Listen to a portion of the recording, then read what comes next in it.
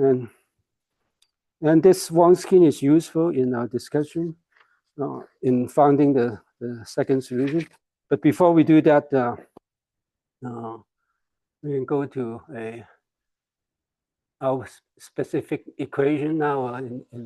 We have been considered the second order equation, right? So y double prime plus d is always of x, y prime plus q x y equals to 0. And this is second order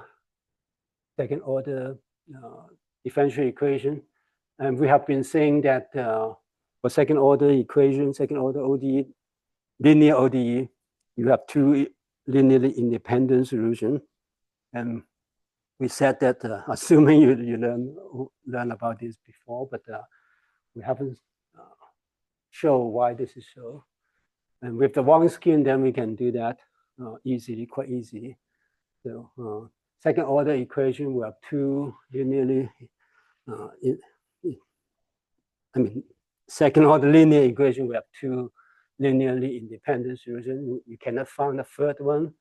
And basically, we can show that by assuming first you have three independent solutions. So you get the Wronskian, you have y sub 1 to y sub 3. So the Wronskian for these three solutions will be y sub 1, y sub 2, y sub 3, y sub 1 pi, y sub 2 pi, y sub 3 pi, y sub 1 double pi, y sub 2 double pi, y sub 3 double pi.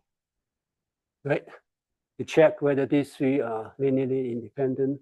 And if we claim that these are y sub 1 to y sub 3 are linearly independent, then the Wronskian should not be 0.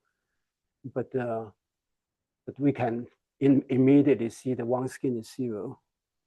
Can you see that? How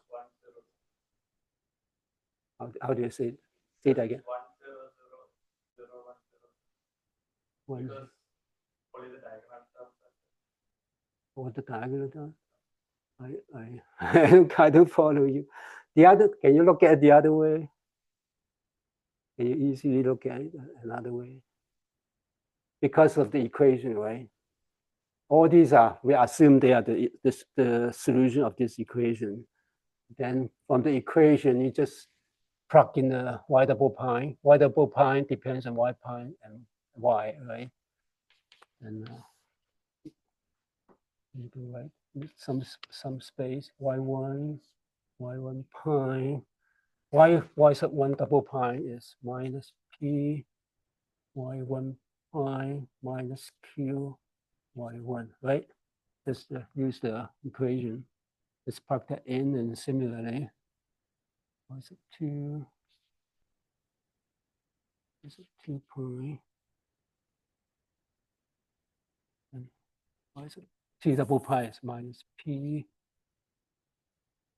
y sub 2 pi minus q y sub 2, and then y sub 3 pi minus p y sub 3 pi minus p y sub 3. Right? Just substitute that in. Now you can see that they are, why they are, it's determinant 0 because, can you see that now easier? Or maybe we can write it more. There are p in this term, so there are two terms. Two terms. Yeah, one is proportional p, the other is proportional q. Where there's p over this three, the first term, and q over the second term. You can write minus p y1, y2, y3, y prime, y2 prime, y3 prime, y1 prime, y2 prime, y3 prime. Because it's proportional to y1 prime. Just pull out the common p over this factor, and then a common q over the other factor.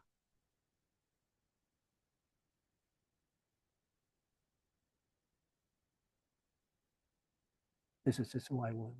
This is proportional to y1. This is proportional to y2. Right? And Now can you see that is there zero? Why? What?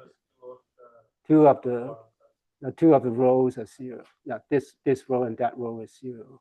Now this row and that row are constant. This row and that row are the same. This row and that row is the same.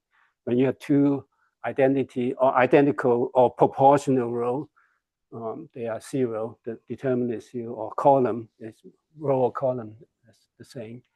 This is zero. This is zero. This is zero.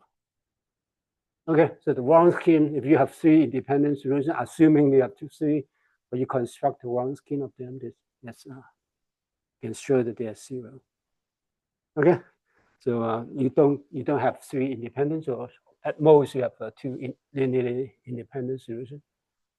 Is that okay? So that's this discussion.